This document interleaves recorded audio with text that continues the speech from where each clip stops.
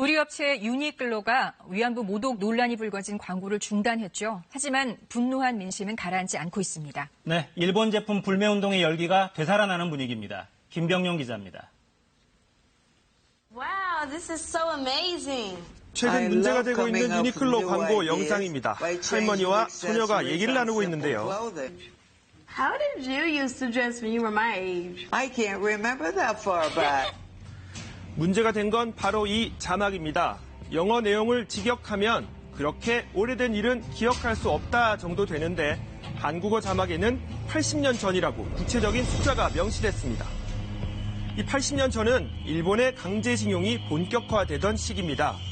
결국 의도적으로 위안부 할머니들을 조롱한 게 아니냐는 의혹이 제기되는 이유입니다. 굳이 영어를 의도적으로 80년 이렇게 번역한 게 고의적이라고 생각을 하고 되게 반성이 없는 행위라고 생각을 했습니다. 현재 그래도 꽤 되시는 위안부 할머니 분들께서 살아계신데 광고를 보고 어떤 마음이 드셨을까 제가 괜히 더 속상해지게 되는 그런 광고였던 것 같습니다. 통상적인 광고 기획, 제작 과정을 고려해봐도 이해할 수 없다는 전문가 얘기도 나옵니다. 번역을 할 때 보통은 직역을 하지 않고 의역을 해요. 우리나라 소비자들이 해석할 때 그것을 더 좋게 해석할 거라고 생각을 하고 넣었다라고 봐야 되는데 결과는 정반대로 나타났기 때문에 우리나라 유니클로에서의 그 번역, 의역이 잘못되었다라고 봐야죠. 문제가 불거지자 유니클로 측은 그런 의도가 아니었다면서도 이 광고를 내리기로 했는데요. 유니클로의 의도가 어땠든 간에 그것에 대해서 불편하게 인식할 수밖에 없고 그렇다면은 광고의 기획이나 또는 그 제작이 잘못되었다라고 봐야죠. 최종 광고물은 광고주가 의사결정을 확실하게 해줘야 이제 광고를 내보낼 수 있어요. 해서 제 생각엔 90% 이상은 광고주한테 책임이 있다고 봐야죠. 그렇게 광고는 내렸지만 후폭풍은 거셉니다. 강제징용 피해자인 양금덕 할머니가 직접 출연한 패러디 광고도 만들어졌습니다. 제 나이 때는 얼마나 힘드셨어요? 그 끔찍한 고통은 영원히 잊을 수 없어. 이 광고는 함께 출연한 대학생 윤동현 씨가 직접 제작한 것인데요. 한국 사람들이 그 80년이라는 표현에 대해서 이제 화가 났는데 이런 지점을 유니클로 이제 회사 측에서 그거를 이제 그런 의도가 없었다라는 식으로 이제 책임 회피를 했고 저는 그런 부분이 이제 화가 나가지고 만들게 됐습니다.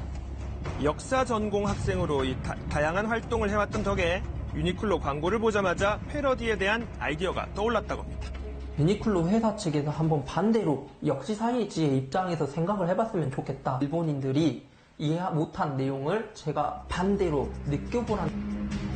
평소에 안면이 있던 양금덕 할머니가 흔쾌히 허락해 주신 덕에 만들 수 있었다는데요. 할머니의 소감도 직접 들어봤습니다. 74년이나 되었어도 사죄만도 못 받는 진로 그것이 온통하지. 가서 쏙 빠지게 일해놓은 대가도 못 받고 사죄도 못 받으니 천불나지 지금. 자신의 일처럼 공감해주는 젊은이들에게 이 당부의 말도 전해주셨는데요.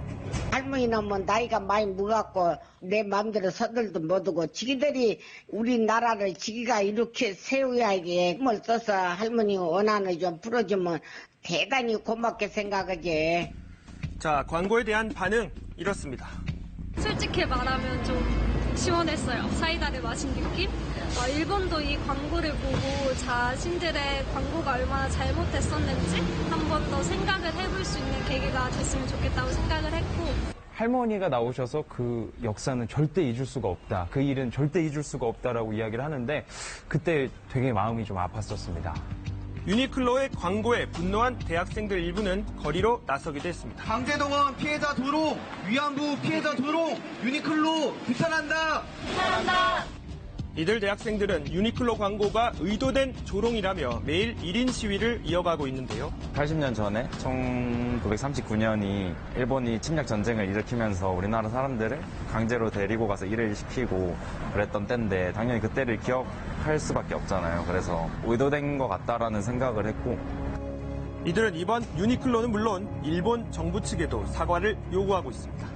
유니클로에 대해서 사과를 요구를 했고 그리고 이 문제가 본질적으로는 일본 정부가 과거 식민 지배와 그리고 강제동원 문제에 대해서 사죄를 하고 배상을 해야 해결되는 문제라고 생각해서 이제 일본 정부에게 그런 요구를 했습니다. 온라인상에서는 유니클로 순찰 때도 등장했습니다. 매장이 붐비는지 사진을 찍어 올리거나 감시하는 내용들이었는데요. 최근 유니클로가 가격 인하 등 공격적인 마케팅에 나서면서 정상화되는 것이 아니냐는 소식도 전해졌는데 이번 광고 논란이 불거지면서 이런 움직임도 잠잠해졌다고 합니다. 자, 실제로 유니클로 매장을 한번 확인해봤습니다. 좀처럼 손님을 찾아보기는 쉽지 않았는데요. 이번 유니클로 광고가 그 이후에 대응이 주춤했던 일본 제품 불매운동에 다시 불을 지폈다는 얘기까지 나옵니다. 불매운동이 약해지고 있다라는 여론이 형성되고 있었던 것 같은데 이번 광고로 좀 재점화가 되지 않았나 생각을 해요. 그 기업 자체가 우리나라 사람들을 비난하고 조롱하려 했던 거는 변하지 않으니까 만약에 국가적인 관계가 나아져서 불매운동을 안 하게 되더라도 유니클로 매장은 절대 안 갈 것 같아요. 특정 의도가 없었지만 많은 사람들이 불편함을 느끼고 우려를 한 것에 대해 무겁게 받아들여 광고를 중단하게 됐다는 유니클로. 과연 그 광고를 통해 소비자들에게 무슨 말을 하고 어떤 의미를 전달하고 싶었던 걸까요?